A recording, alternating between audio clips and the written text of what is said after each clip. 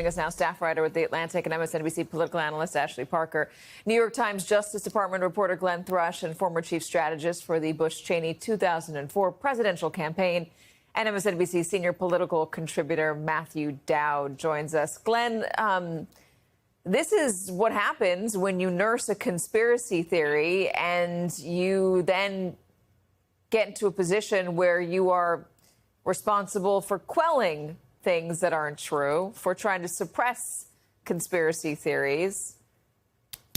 What happens now? Well, the dog didn't just catch the car. The dog is now driving the car.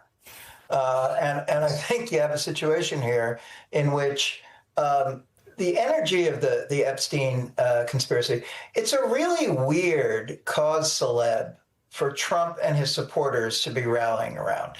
First of all, there's a gajillion pictures, and that's, by the way, a real statistic, of Trump hanging out with Jeffrey Epstein, dancing with Jeffrey Epstein, all kinds of indications that they had some sort of a friendship. So that this became kind of a core belief, kind of baked into the MAGA movement, is weird enough to begin with.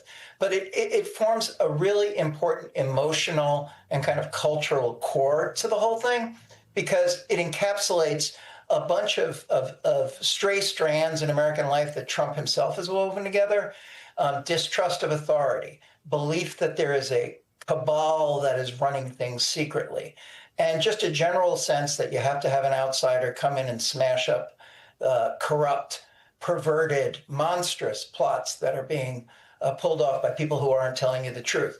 So the fact that the hangers-on to the Trump movement, and Kash Patel and Dan Bongino at the FBI, are the least qualified people to ever hold their positions. They got them by essentially touting Trump's line. The fact that they now have to figure out a way to put this genie back in the bottle is rich, to say the very least. How does Donald Trump escape this? I mean, as Glenn was pointing out, Ashley, and we were showing the video on the screen, we can show it again.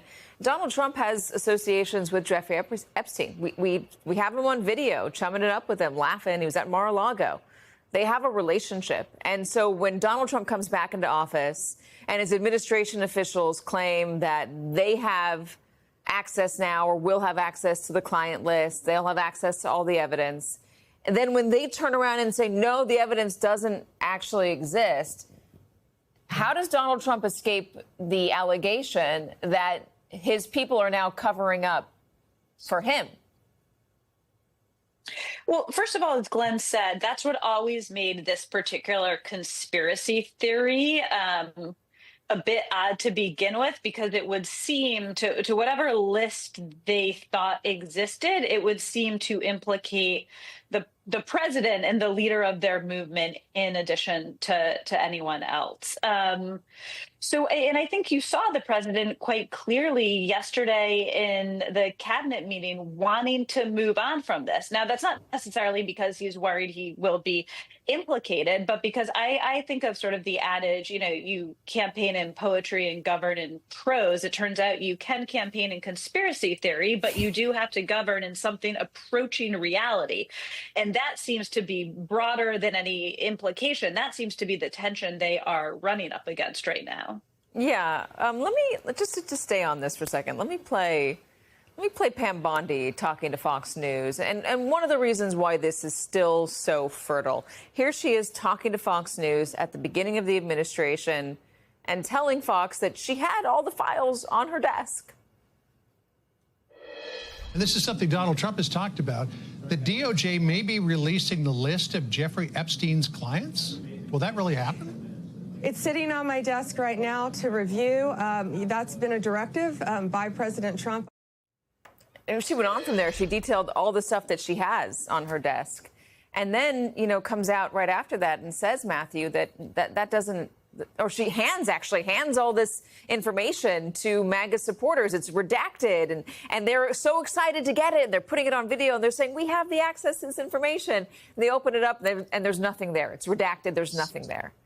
So, again, how does this not boomerang around to Donald Trump when you see images of him with Jeffrey Epstein? How does the conspiracy theory just say they're protecting Democrats and not protecting Donald Trump when they're the ones in the administration now?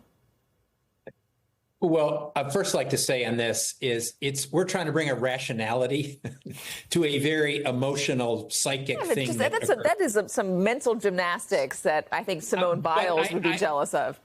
If you think about how all this began, which was this idea that Bill Clinton somehow was totally implicated. You know, there's the hate for Bill Clinton has gone on for decades, and it still exists for decades against Hillary and Bill. This was sort of all part of that, like, oh, Jeffrey Epstein and Bill Clinton, he went to the island or he did whatever, and they couldn't let it go. Even if they saw Donald Trump in the peripheral mirror with Jeffrey Epstein, they couldn't not focus on that. And then obviously Fox News and all these folks that now serve in the administration fed this conspiracy theory in the course of this.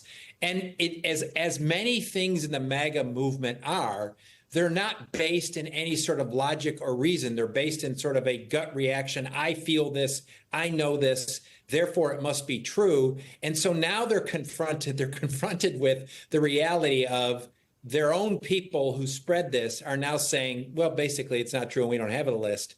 And so their only default position is not to say, okay, I agree with them, I trust these people. Their default position is these people have been captured by the deep state just like everyone else. Okay, that's their default position because they can't handle the reality of the conspiracy thing not being true. And back to what we started with, which is that they're now looking for a head, and that head seems to be Pam Bondi. We played Pam Bondi just a moment ago talking to Fox News. Here's Megyn Kelly reacting to that statement and the handing out of the binders full of Epstein non-information.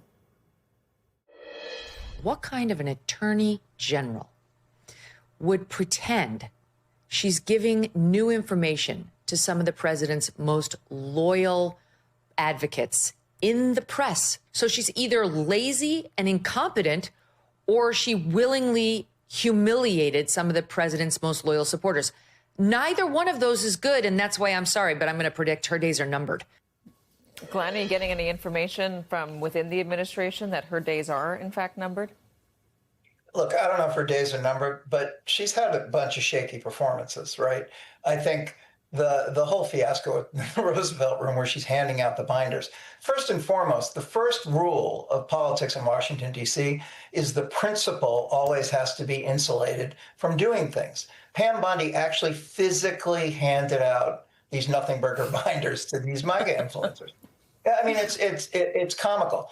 She doesn't have the sense of Washington self-protection. She does have connections to Washington. She's been on the national political scene for a while, but she is not as well versed in how to handle herself here. I think a good comparison, they're not a conventional duo, and they don't do things in a way that in any way comports with what their predecessors have done. But Kash Patel and Dan Bongino understand the social media ecosphere as well as anybody, and they have profited, like literally profited from it. And they have handled themselves in a cannier, more self-protective way. Bondi is a little bit of a deer in the headlights nationally with less experience. She traffics more in her connections inside the West Wing. She's got a good relationship with Trump. She has a good relationship with Susie Wiles, the chief of staff.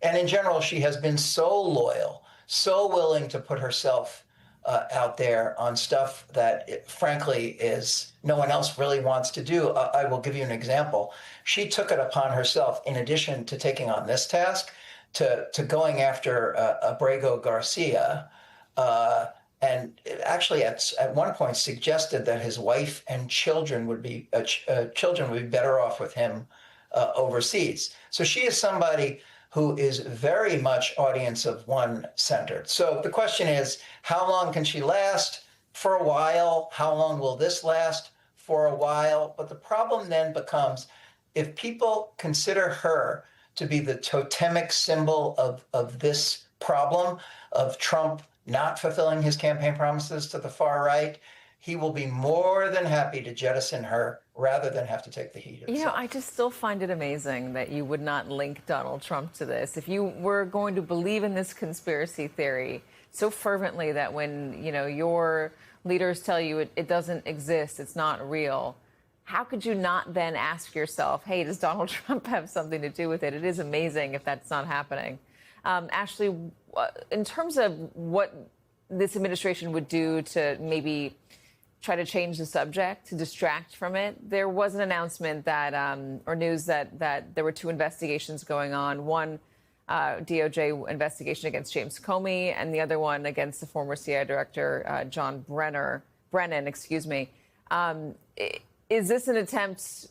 Could you label this an attempt by DOJ to feed some red meat to the base, to get them distracted or deliver them something because the Epstein stuff is not there? Sure, you could label it that way. I very briefly just want to use this segment to tick through all of the Washington adages, which another one is under promise and over deliver. And obviously with Bondi, we saw the exact opposite. And those binders, again, were just sort of like the physical totem of that under delivery. But back to your adages aside, back to your original question, it certainly is a distraction. But having covered Trump for as long as you have, Katie, and Glenn has, I think one thing we've learned is oftentimes he creates other scandals or controversies or distractions, and they do serve that purpose, but it is often not as strategic or deliberate as the 4-dimensional chess that some people might ascribe to it.